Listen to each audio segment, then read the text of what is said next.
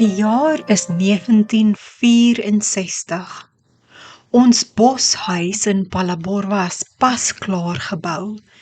Dit was 6 myl uit die dorp, oftewel so 10 kilometer. Ook reg langs die plaas Ben, waar my ouma Martie, dis oupa Senekal se ma, en haar broer, oom Piet Oosthuizen, gebly het.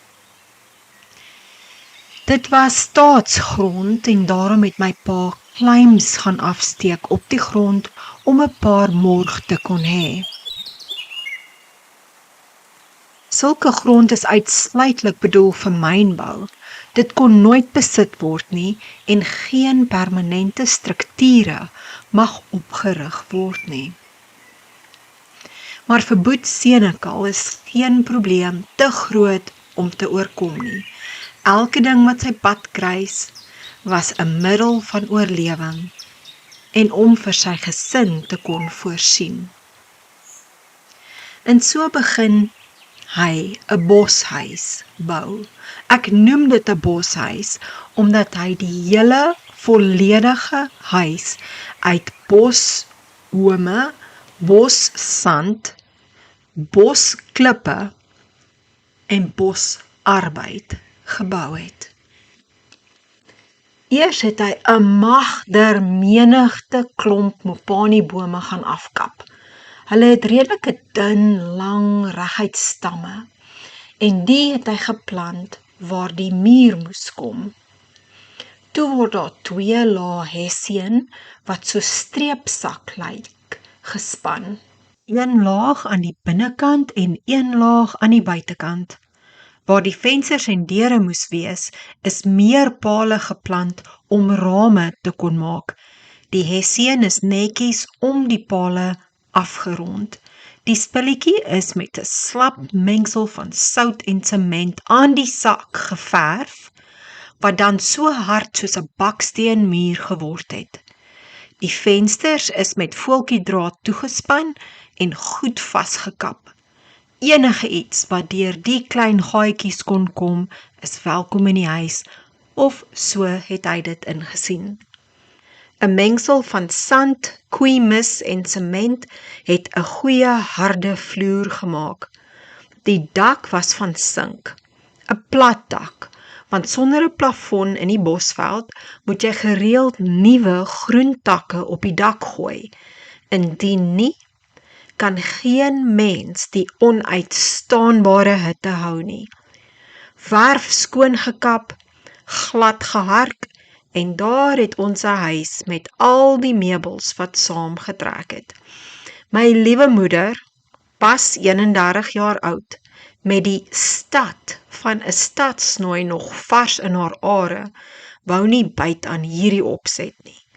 Veral nie met olifante wat kom besoek aflê in die middernagtelike ure nie. Dit het uitmergelende risies laat ontstaan, as die ou Lister generatortjie in die aand weier om te start. Die toevlug was olielampe. Op 'n buitevuur moes pa dan probeer om bietjie water uit ons uiters beperkte waterbron warm te kry. Almal moes in 'n sinkbad skoonkom. Elke oggend moes Johan en Alwyn gaan water haal op die buurplaas. Dit was die enigste boorgat in die nabye omgewing. Die vervoermiddel was 'n aan mekaar geslaande ou waantjie op ou pramwiele, met ons groot Buster boerboel voor aan die wa ingespan. Menigte oggend het een van my boeties al huilend by die huis aangekom, omdat ou Voete net nie die belangrikheid van sy taak kon reg verstaan nie, want die hond hol met 'n spoed dwars deur die spruit, sodat die passasier sommer daar trek. En dan het hy geweier om tot stilstand te kom, om weer sy jong drywers op te laai. Dit is hier waar ek geleer het om saans my bed uit te skit, voordat ek dit sou waag om in te klim. In die dowwe kerslig is die lakens eers goed geïnspekteer. Daar was altyd die volle verwagting van een of ander ongedierte wat daar vir my lê en loer. So laat ek my gesin in Januarie 1965 agter om my eerste jaar in die hoërskool aan te pak. Hans Merensky Hoërskool was net buite Zeniem teen die Magubas Kloofberge se hange. Ek het my kleindogtertjie terugslaa agter my gelaat. Vol moed en met tasse vol klere en my nuwe skoolgoedjies is ek vir die eerste keer in my lewe koshuis toe. My pa en ma het my gaan aflaai en ironies genoeg het hulle myself hierdie keer gaan inskryf in die nuwe skool.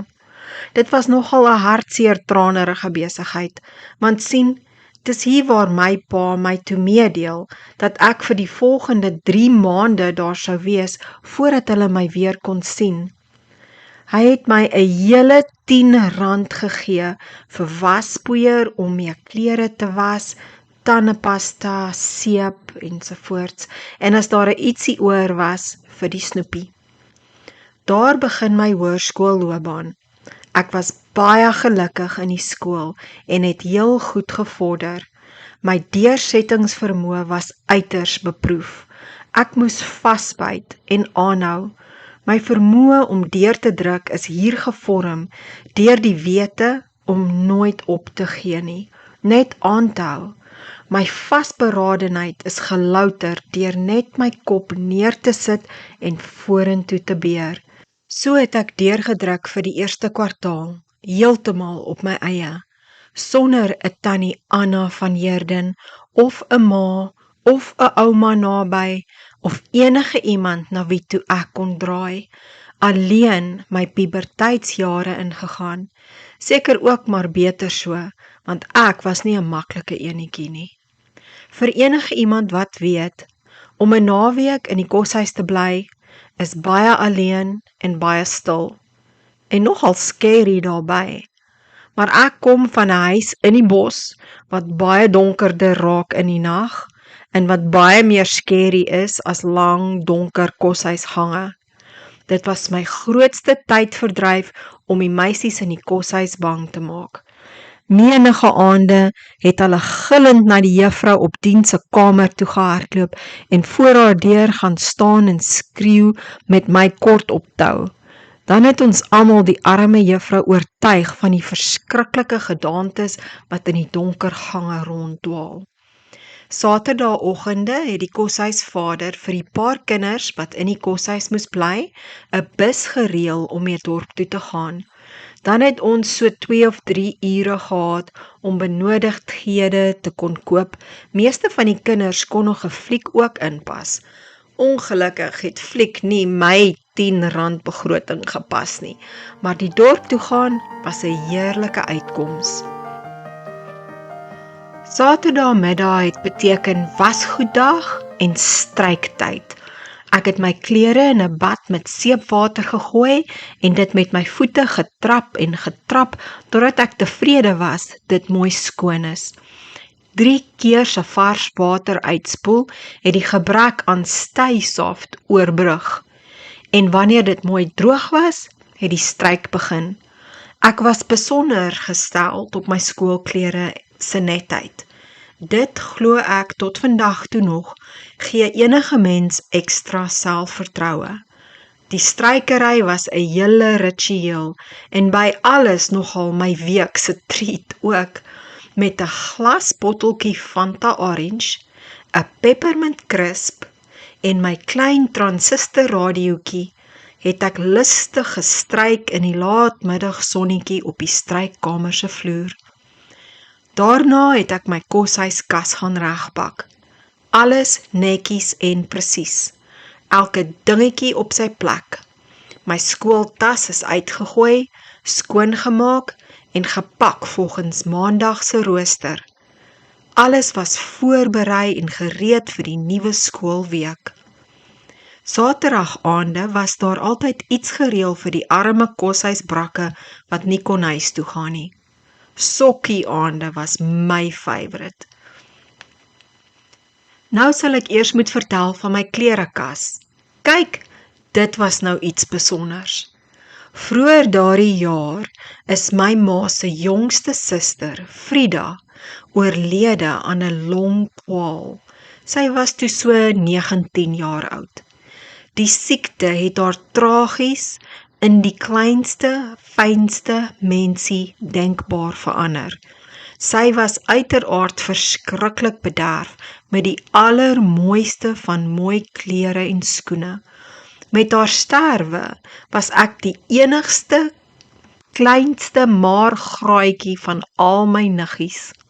En dis die gelukkige persoon wat Frida se klerekas geërf het. Sy het die mooiste rokke onder die son gehad. Meeste was van die pragtigste geblomde materiaal gemaak wat ons liewe Aunt Sissie self gemaak het. En die pragtigste fyn hoëhak skoentjies. Niemand, maar niemand het sulke mooi klere soos ek gehad nie.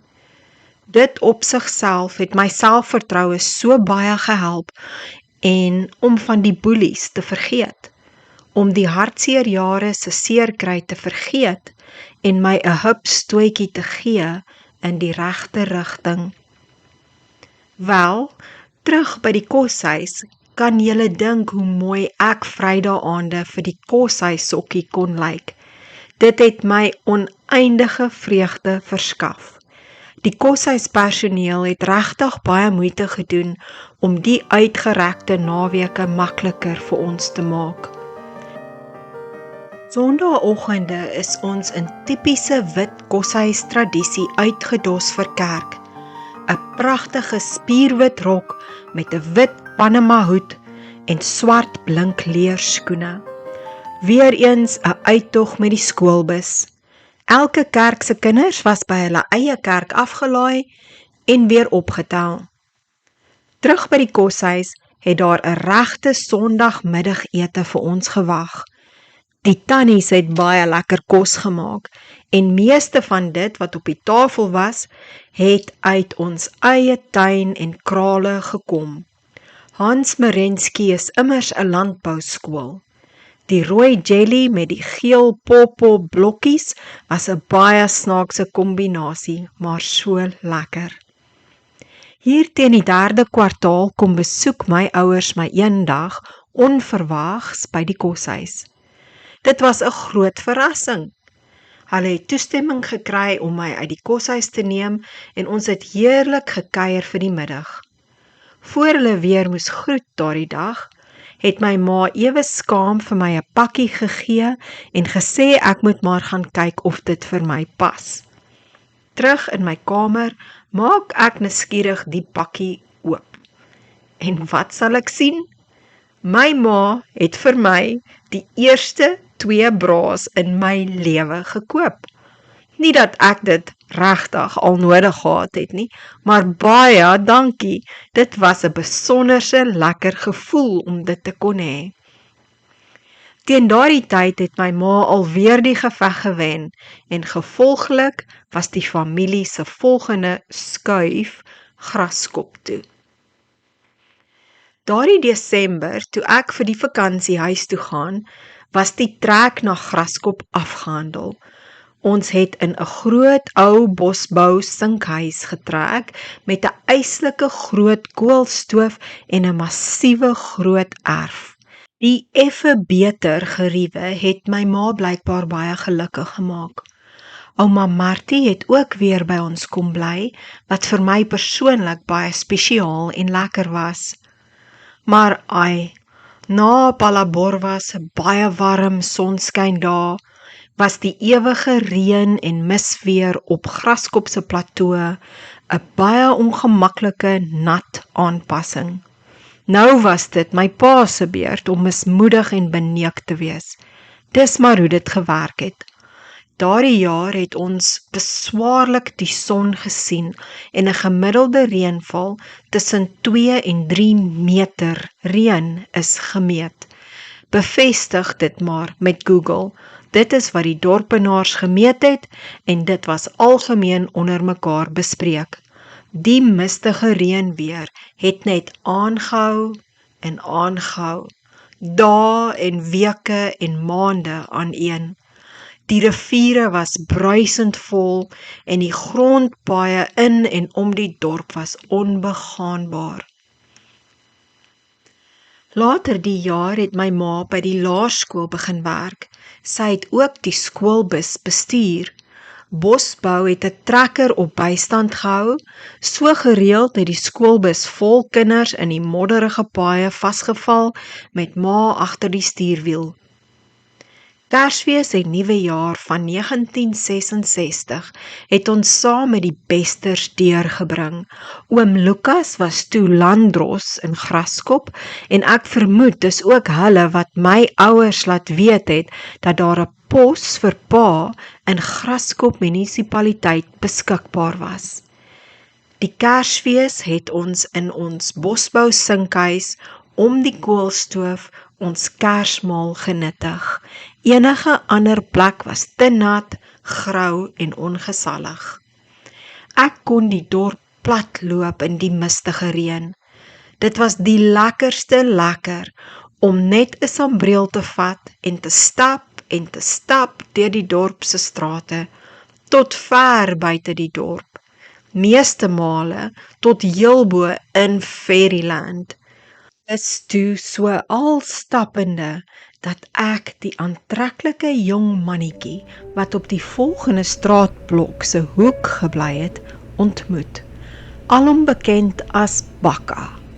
Bakka Maree, 'n baie ernstige donkerkop seun wat my voete onder my uitgeslaan het. Ons het sommer gou-gou gekuis. My standaard 7 jaar het in Sabie se Sybrand van Niekerk Hoërskool begin en Bakka was in standaard 9. Daardie eerste liefde, dit is so wonderlike gevoel van skaam, spelerige tintelings wat deur mense liggaam gaan as hy net aan jou raak. Die skooljaar het begin en ek moes gewoond raak aan baie nuwe dinge. Eerstens was dit 'n groot aanpassing om naweke huis toe te kom van die koshuis af. Wasgoed wou nie droog word nie en dit was 'n frustrasie. Maandagooggende se 5 uur opstaan om die trein te haal. Ja, glo dit as jy wil, 'n goedere stoomtrein met honderde trokke vol Bosbou houtpale was die koshuiskinders se vervoer tussen Graskop en Sabie. Nie 'n voorstedelike passasierstrein wat by elke stasie stop nie. Tog, om 6 uur op 'n maandagoggend die stasie te haal in tipiese Londen weer is afgryslik. Alles is toe van die dik mis, yskoud in die ewige gedrissel wat nooit ophou nie. Al ons skoolkinders agter in die kondukteurswa opgebondel in komberse, nog half aan die slaap en totaal onwillig om die week te begin. Die trein het die 49 km Sabie toe aangepak. Net verby Kappie Koppie begin die eerste opdraande.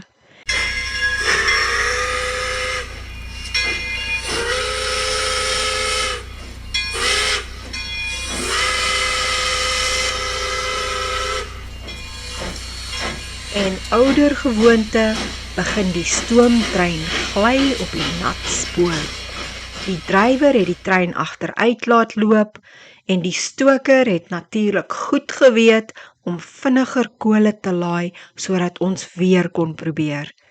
Geen geluk. Enigste oplossing is dat die kondukteur al ons kinders uitboener om te gaan klippe op die spoor pak. Die hele opdraande ver moes klippe op die spoor gepak word en dan het hy vol stoom weer probeer om al glyend vastrap tussen yster op yster te kry. Hierdie hele ritueel is sommer 'n paar keer herhaal. Omdat die kinders so onwillig was om te help, het ons nooit voor 11 of 12 uur op 'n maandag by die skool uitgekom nie. Vrydag was natuurlik 'n ander storie. Almal was haastig om by die huis te kom en die kinders het behoorlik voor die trein uitgehardloop met die klippe om vinniger te pak sodat ons vinniger kan beweeg. Ek kon skaars glo dat ek my hele hoërskoolloopbaan in dieselfde skool kon klaarmaak. Dit was beslis 'n baie raar ervaring na al die jare se heen en weer trekkery. Nog soveel te meer was om die skoolganery te kon afsluit en toe in dieselfde dorp waarin ons die langste bly, waar ons nog ooit gebly het, te kon begin werk.